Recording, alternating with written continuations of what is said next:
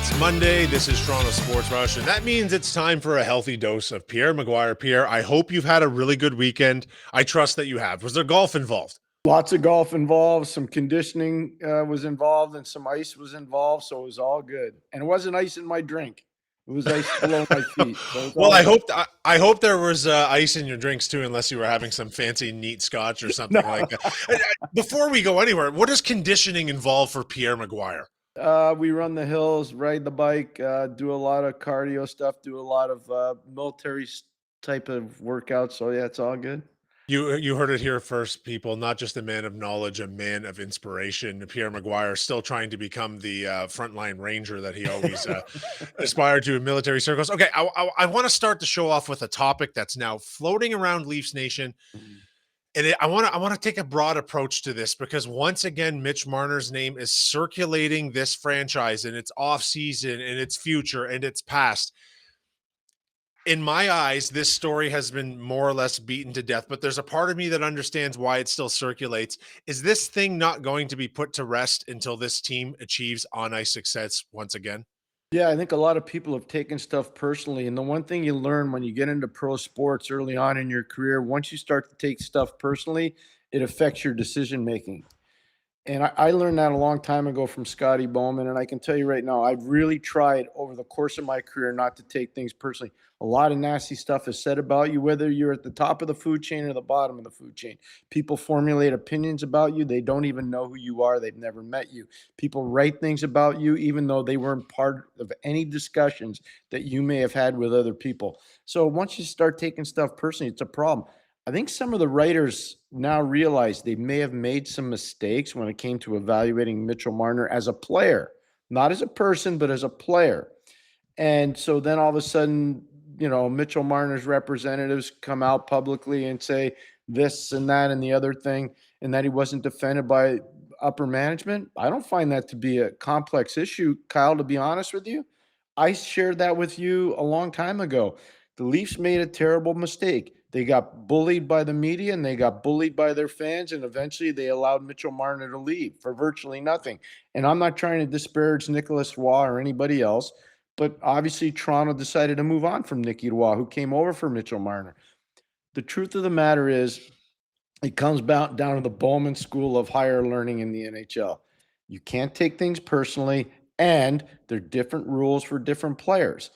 When he had Guy Lafleur in Montreal after Lafleur's second year, and remember, it was a 20-year-old draft back then, not an 18-year-old. After Lafleur's second year, there were a lot of people in the media that wanted Guy Lafleur traded. They thought he had underachieved, even though he was close to 35 goals in 2 years, 2 years in a row. And Scotty said he and Sam Pollock talked, and there were different rules for different players, and Lafleur was one of those players. And thank goodness for Canadiens fans and for everybody that cares about the Montreal Canadiens that Lafleur wasn't moved. Marner should have been on. I'm not saying he's as good as Guy Lafleur. Please don't misunderstand me. But he should have been under that. They're different rules for different players. I think that's very well said, Pierre, and I'm going to kind of move on from this now because I don't want to get into the nuance. We've gone down this storyline so many times. The two sides have moved on. There's been so much turnover on this Leafs roster. They couldn't possibly be further from the Mitch Marner era, and obviously he's found success in Las Vegas. Good for him, but it's time to move on. But with all this roster turnover, there's still so much talk in the media. Former GM Gord Stellick is not necessarily buying the hype and urging fans to temper their expectations. Now, I don't actually think that's a totally unfair opinion because we've reiterated constantly that all of these moves don't mean much until we see what happens on the ice. But I think maybe getting into the hype territory is not a good idea, but I think Leafs fans, people that follow this team, have reason to be optimistic that things are changing for the better. First of all, Gord's a really good hockey man. I want to be transparent. I worked with Gord for a lot of years. I've known him for a long time. I really respect him. I like his family very much. Think he's very fun and good at his job. So I have no issues with that. I know Bruce Boudreau really well. I coached against Bruce when he was coaching in the minor leagues in particular, and I know he's got a lot of the same opinions that Gord does. I could see how people could formulate those opinions based on the birth certificates of some of the defensemen on the Leafs. We've talked about Tanev's not very young. McCabe's not very young. Morgan Riley, if he stays, is not exactly a spring chicken anymore. They're older. Oliver Ekman-Larsson's played almost 1,200 games in the NHL. Like they're older players. I understand that. Doesn't mean they're bad players. We won 2 Stanley Cups in Pittsburgh with a defenseman by the name of Gordy Roberts, who was in his mid-30s, and a lot of people were laughing. Scotty Bowman found him playing in Peoria, Illinois for St. Louis's farm team. He ended up being part of our first pairing with Larry Murphy. The point is, it's not always about the birth certificates for any of the players. It's about how they play. I personally think this is a Leaf team that's going to be better. I think they've improved their coaching staff. I think they've improved their management team. I think they've improved their internal development mechanisms. The fact that they won in the American Hockey League is a good thing, not a bad thing. And the fact that they won the lottery and got Gavin McKenna, I don't see enough about Gavin McKenna. And I know some people say, "Oh, it's inappropriate to expect him to be good." Why is it inappropriate for him to be good, but it wasn't for Macklin Celebrini, or it wasn't for Matthew Schaefer, or it wasn't for Connor Bedard? Why is it inappropriate? It's not inappropriate.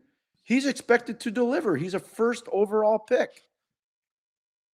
Yeah, Pierre, and I want to be very fair to Gord Selleck too, because in that interview, he wasn't trying to poo-poo on all of this offseason moves. He was simply urging caution and managing expectations for a team because I think both you and I agree this team's roster moves have taken them from bottom of the conference, likely or possibly. Let's manage our expectations. A Yeah. playoff team, but no one has said they're going to be the best team in the Eastern Conference, and I don't think they Nope. will be.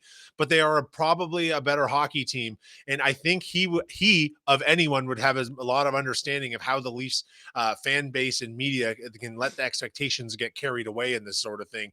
And I don't think it's an inappropriate thing to say, but I think it's worth acknowledging that this team has in fact made moves for the positive this offseason. That's all. 100%. That's all I've been saying. I'm going to agree with you on that too, Kyle. I don't think we're going to see one Leaf player minus 30 or worse. That's number one. And we had a bunch of them in that range last year. So Mhm. that's number one. Number two, I expect the power play will be in the top 10 in the National Hockey League. It was hovering around 15 after they made the Mhm. coaching change and took Mark Savard away from the power play and made some different. Stevie Sullivan took over parts of that. And good on Stevie. He's going to move down to the American Hockey League and he's going to run in his own bench. I think that's fantastic. Very appropriate. I think the penalty kill will be very, very good. I think the goaltending is clearly improved and is deeper. Like you can look at Rome wasn't built in a day, but I'll tell you one thing: this team is a lot better than what it was last year to start the season. It's a lot better. Yeah, Pierre, and you just led me in perfectly to the thing I would like to discuss with you next. There are four key areas of offseason focus that this entirely new management team has focused on. And I'd like you to discuss each of them, but sort of Okay. rank them in order of what you think is the most important change. None of them are not important, but there are some more important than the others. And those four areas I would say are the blue line, the bottom six, the coaching staff, and the goaltending. Where do you rank those as far as not only the importance to this team moving forward, but the success in turning those over? Yeah, the coaching staff's a big part of it. It's a huge part of it.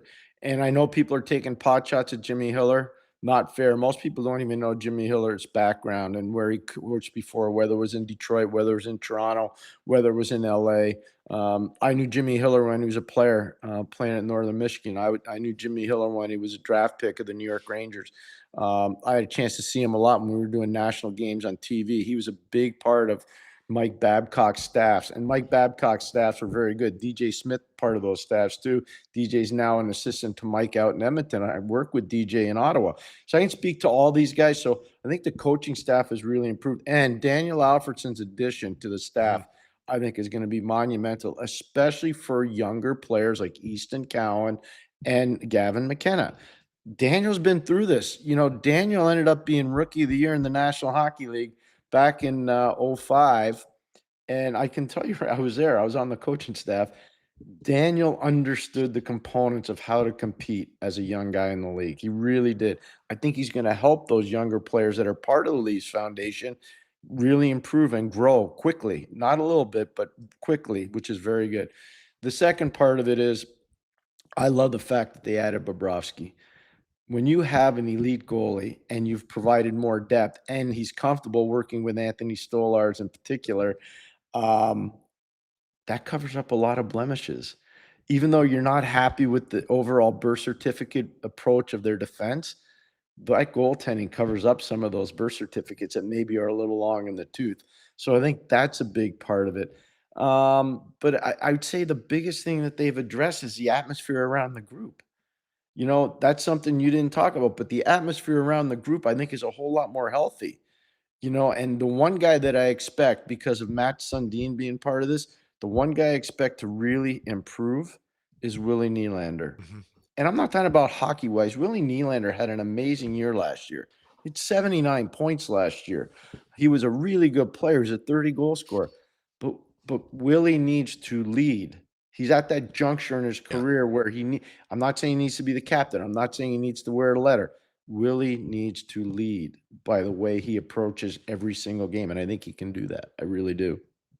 I think he definitely has that in him, Pierre. And I mean, he did have a good offensive season last year, but I think he can still be better. I think with the right tutelage, the right Agree. surroundings, and with this amount of roster turnover, you can almost imagine this group in the dressing room and on morning skates and stuff like that going, yeah, something's missing here. We're not the sum of our parts, because it did feel that way for most of the season until Yeah. it was late and things had completely tanked at that point.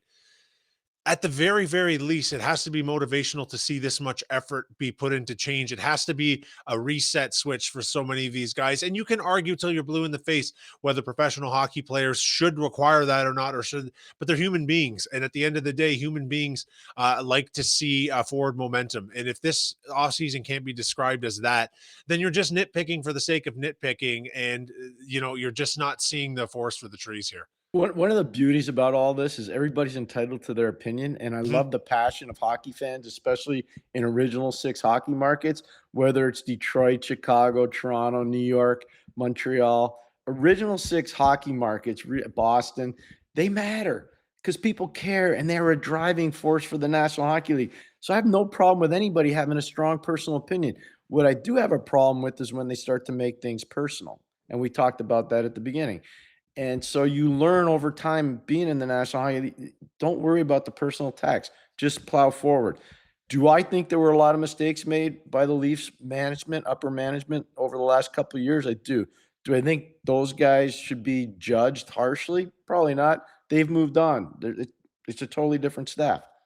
So you asked me at the beginning when John Chayka got hired. I'll never forget this, Kyle. I said, I'm not going to prejudge him. I'm not going to prejudge Matt Sundin because everybody deserves an opportunity to run the racetrack. You can't judge somebody till they get on the track. Let them get on the track and see what they can do. Well, right now, they've been on the track for about 2 months, a month and a half. They've done a really good job so far.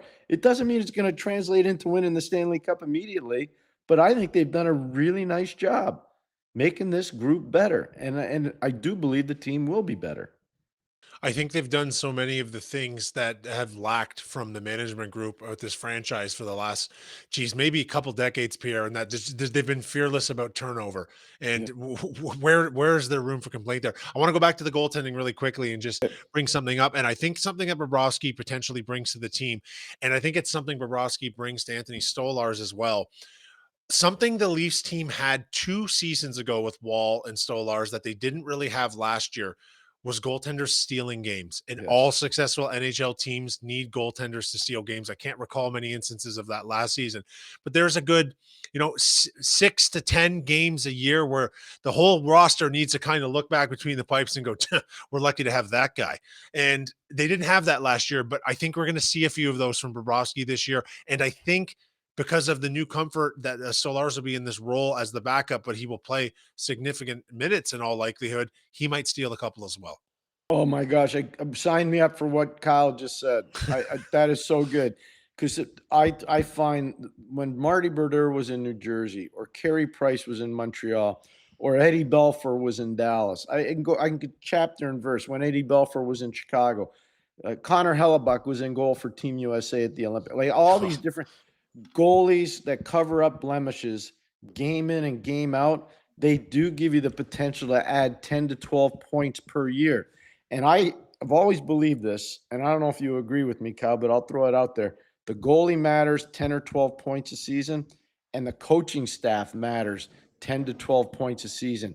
If both those groups, the goalie and the coaching staff, can determine almost 24 points of a season, that puts you in the playoffs because the players will take care of the rest. They will. But you got to have those 24 extra points from your goalie and from your coaching staff making decisions. And people say, what do you mean by the coach? A player personnel decision, the right time to call a timeout, how to make in-game adjustments, how to discipline a player when he should be disciplined or when he doesn't need to be disciplined. There's certain things. What kind of matchups do you create? It's about a 10 to 12 point program for the coach. It's about 10 to 12 points for the goalie. And if they come together, you're in the playoffs. Pierre, I love what you just said there because I mean, we're talking about the coaching staff here, the goaltending here, and everything else in hockey is in between. You've got the coaching staff hopefully making the correct decisions, and ultimately, you want a goaltending tandem that can correct for poor decisions. And that's basically what it is. That's where they steal games, and that's where a team finds success and finds a point or two on nights where they simply didn't deserve them. And that's how teams move deep into the Stanley Cup playoffs, or in the Leafs' case, back into the Stanley Cup playoffs. Yeah. I want to close here, Pierre, because I think often over the years there isn't enough talk about like mining the depths of the Leafs farm system, seeing what's next, seeing players who maybe won't play for the Leafs but could become trade bait one day with success. And I want to talk about Tyler Hopkins because he's among the invitees to Hockey Canada's World Junior Summer Showcase. What do you know about this player? He's a tremendous two-way center iceman. Played for Kingston, played for Guelph last year. He's about a point a game player in major junior hockey. I would not use him as a point total kind of a guy when I'm making my evaluation. He can check. He can play against other teams' top players. He can manufacture offense. He needs to get more physically strong. He's got good height. I think he's about 6'2", maybe 6'1 and a half, but trending upwards because he's still a kid. There's still room to grow. He's about 180 pounds. He's got to get to close to 195 to be able to compete.